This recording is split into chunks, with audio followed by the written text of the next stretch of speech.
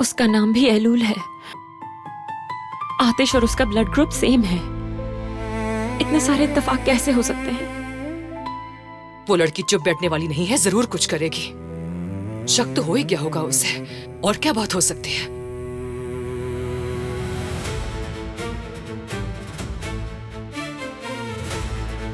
सब प्रोजेक्ट संभालने के लिए बहुत सी कंपनीज मौजूद हैं। आपने हमें क्यों चूज किया?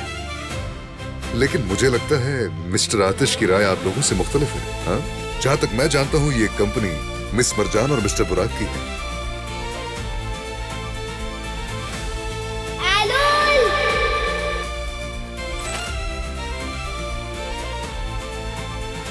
हाथ मत लगाना मुझे। ठीक हो तो